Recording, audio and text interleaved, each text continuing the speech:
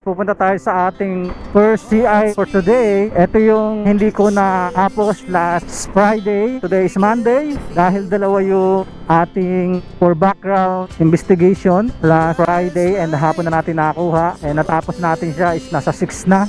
Although 5 lang tayo, kailangan natin tapusin yon. Bali, and then nung hapon pumasok sa atin yon, hindi na natin kinaya. So nag-advise tayo dun sa ating dispatcher na nagbibigay ng mga 4CI natin. Sabi daw kung hindi daw kaya, okay lang daw. Basta first day in the morning, ngayong Monday is kailangan na prioritize natin and dapat matapos natin o may submit natin before 9:30.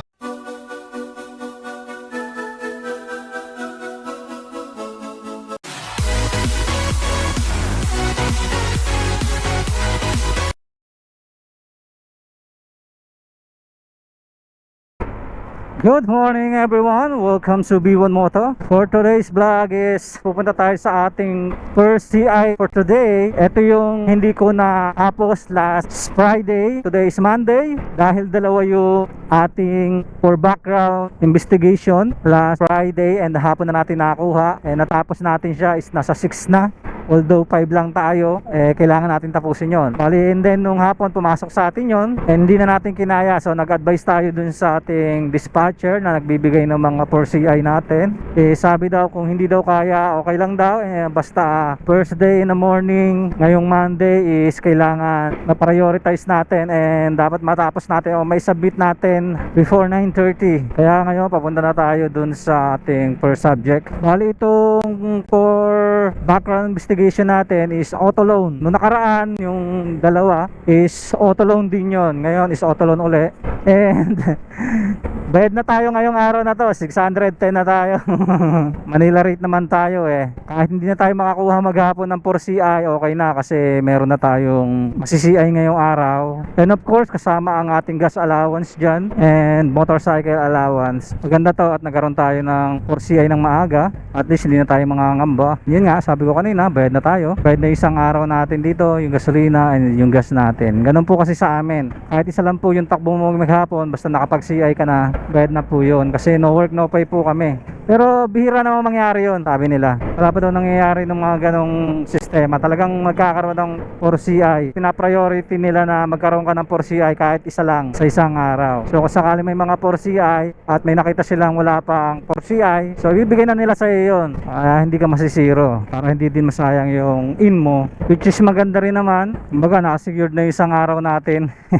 And hindi rin tayo kasi lumabas ng sobrang aga kasi magkukonfirm tayo sa barangay. Magkukonfirm tayo sa mga kapitbahay. So kung masyadong maaga yung punta natin, baka wala tayong pagtanungan sa barangay o wala tayong pagtanungan sa mga kapitbahay, mahihirapan tayo ma-confirm. Ang 4CI pala natin ngayon mga kabiwan moto is papuntang Tansa, Cavite. Pero dadaan tayo ng 13 Martires, doon tayo sa 13 Martires and then doon sa intersection ng 13 Martires kakanan tayo doon. Kasi ito yung pinakamalapit na way papunta ron. Ito ang kagandahan dito mga kabiwan mo to, kahit makaisa ka lang maghapon may guaranteed ka ng sahod minimum and yung gasolina and motorcycle allowance. So sure na yon. Hindi katulad sa delivery, kailangan makarami ka. Yan, nandito na tayo mga kabiwan mo to, malapit na tayo. Hanapin muna natin yung barangay, doon tayo unang magko-confirm, tapos saka tayo pupunta din sa lugar ng subject. Kailangan mapuntahan muna natin yung barangay. Ganito yung tamang procedure bago kayo, kung nagkakanda kayo, kung CI kayo, na bago kayo, ganito yung procedure na ginagawa ko. Bago pumunta doon sa may subject is pupunta muna ako ng barangay, magko-confirm ako ron regarding doon sa reputation ng subject. Ayan, ba't wala yung barangay dito? Mga pa, dito lang nakalagay Ayan, nandito na tayo sa barangay Tanawan. Ayan, yan tayo pupunta, Tansa. Diyan muna tayo pupunta. Dito sa barangay Tanawan nga no? Tanawan, Tansa. Ayan, dito tayo. Ayan mga kabiwan mo to, tapos na tayo mag-confirm dito sa barangay hall ng Tanawan, Tansa, Cavite. Ngayon pupunta naman tayo dito sa may subdivision. So dito naman tayo magko-confirm. Sir, good morning sir. Bali magkakandak lang po kami ng background investigation regarding sa car loan. Opo. Alam mo na yan sir, Hindi pa po, sir. Ang tatlong kanto, kaliwa ka. Dulong kanto nun, kanan. Ikita mo na ito yung marker. Okay po, salamat, sir. Presidente yung dito, sir, no? Mga kilala niyo po ba yon? May record po ba sila rito? Wala naman po. In and out lang ang transaction nila rito, no? Kumbaga parang, ha? Pag umoler, di na namin ano kasi may sticker yan. May sticker naman. So kumbaga in and out lang sila. Kung may record man, wala naman po kayong... Mga record lang namin sir, delivery.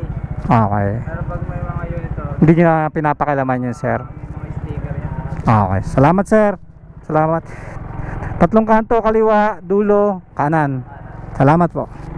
Medyo struggle dito yung paghahanap, mga kabiwan mo to. Marshall Street, medyo malayo pa to. Marshall Street. Tess, Kriste, pwede magtanong? Tess, saan ba rito yung... Baka dito ko yan. Okay. Kilala niyo po ba to? Okay, salamat po. Okay po. Mahirap mag-confirm. Pag may na-confirm na naman tayong gwardiya ron, itong mga trabahador to, hindi nila alam yan. 102. Ay mga kabiwan mo to, wala yung subject dito sa 4CI natin, pero nakukonfuse ako kasi sa ID niya tsaka dun sa application niya So titignan natin itong block 66 lot.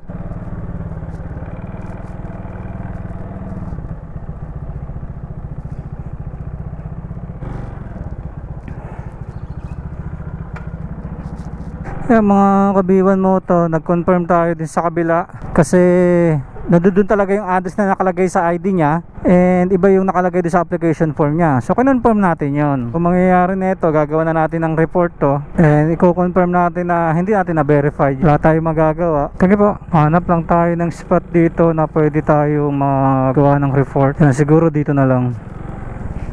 Dito muna tayo tatambay mga kabiwan mo to. Gagawa tayo ng report natin. Ayan mga kabiwan mo to. Gagawa muna tayo ng report. Ayan mga kabiwan mo to, bali pinasukan tayo ng pangalawang endorsement natin ngayong araw. Simula dito sa unang CI natin babiyahe tayo ng 8.5 kilometers, mga 17 minutes to. Ito na yung CI natin ngayong araw, pangalawang CI natin ngayong araw. Bali pupunta tayo sa barangay, dito sa mismong 13, sa 13 rin to, sa Conshu Barangay Hall. Magsi-CI tayo sa Ciudad Adelina. So dun yung subject natin. And yung subject natin at may kapangalan siyang sikat na basketball player sa PBA, yung point guard nila. Hindi ko alam kung yun nga yun kasi kapangalan niya si The Flash sa Gilas, Pilipinas. Sana siya nga para makausap natin, sayang yun kung taga rito nga siya, Carlone. Pero siguro, hindi naman siguro, nagkataon lang kasi common naman yung pangalan niya. Bali papunta ngayon tayo sa may barangay, doon muna tayo magko-confirm sa barangay. So ganun yung routine natin, once na may pumasok sa atin sa barangay muna tayo magko-confirm. So bali ang kailangan natin to may submit bago mag 12:45. Yun yung hinihingi sa atin na opisina na kailangan within 12:47 may submit na natin to. So okay lang naman. So ganito yung buhay ng CI. Wait ka ng endorsement. Bali sunod-sunod yung endorsement natin ngayong araw. Kaya dire-diretso yung takbo natin. So titignan natin kung may susunod pa after neto. Pero after neto, once na matapos natin to, kakain muna tayo kasi alanganing oras na. Bali 9:56 na. Mas maganda yung mga ganitong trabaho kasi nakasecured na ako kanina ng minimum ko, tapos gasolina and bayad sa motor or yung renta sa motor. Isang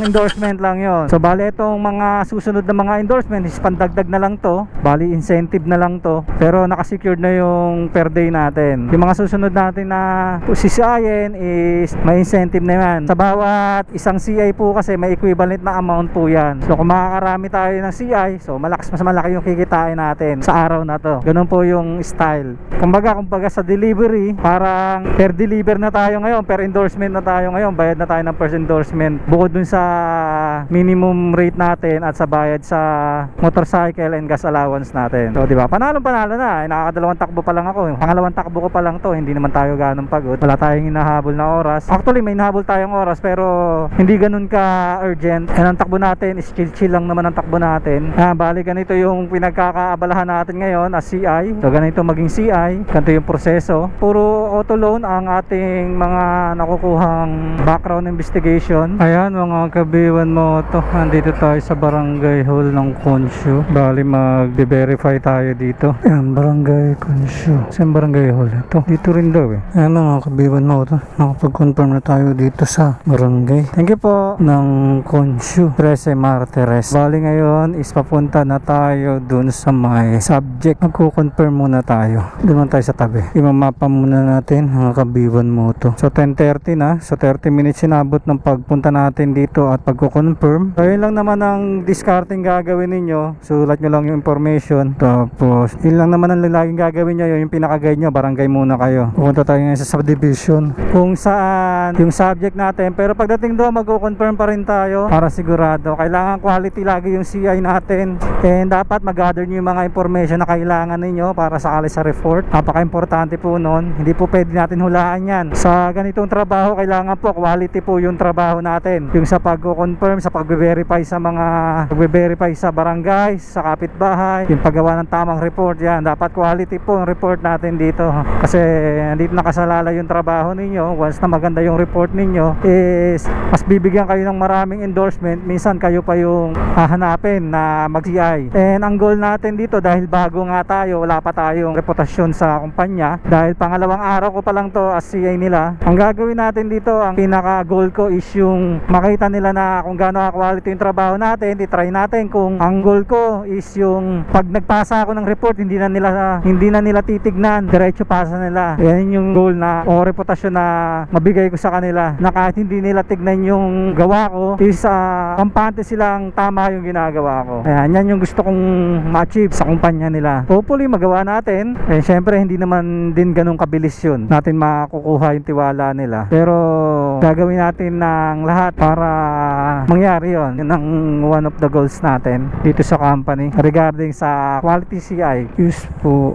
Sir, good morning. Auto loan. Tanong ko lang sir kung saan po ba to? Sige po. Ito po. Dito po ba yung black? Dito sa kabila? Black. Opo. Nandiyan po siya. Ayan, kabiwan mo to. Tapos na tayong mag-BI dito sa Ciudad Adelina. So maya-maya na natin gagawa ng report, and then kakain muna tayo after natin makagawa ng report. And balikan ko na lang kayo mamaya mga kabiwan mo to. Ayan, ganun lang naman yung gagawin nyo pag-confirm. Unahin nyo muna sa barangay, magtatanong kayo sa kapitbahay, tapos saka kayo magkakandak ng 4CI. So ganun lang naman din, paulit-ulit lang naman yung mangyayari. So hindi ko pwede pakita sa inyo yung kung paano yung proseso ng pagka-confirm, kung paano ko kinakandak yung investigasyon namin para sa mga information, kasi confidential po yon. Kaya hindi natin pwedeng ipakita o i-disclose kahit kanino man yung mga impormasyon na nakuha ko, yung proseso kung paano ginagawa ang pagkakandak ng CI. Ipinapakita ko lang kung ano yung mga ginagawa ko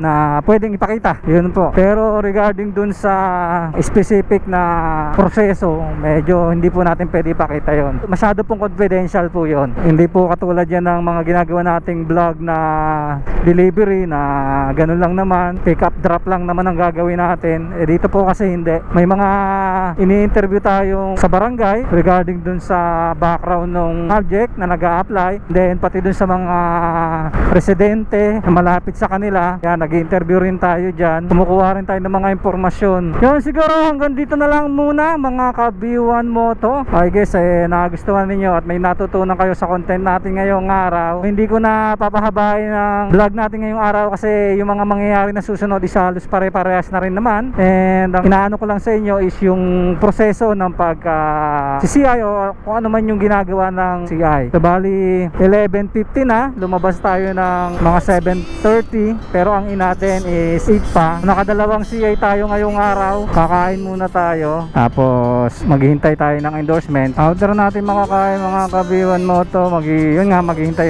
tayo ng endorsement. Yun, siguro dito ko natapusan ang video natin ngayong araw mga kabiwan mo to. Always remember mga kabiwan mo to, pray before you ride safe, God bless, B1 Moto out, goodbye.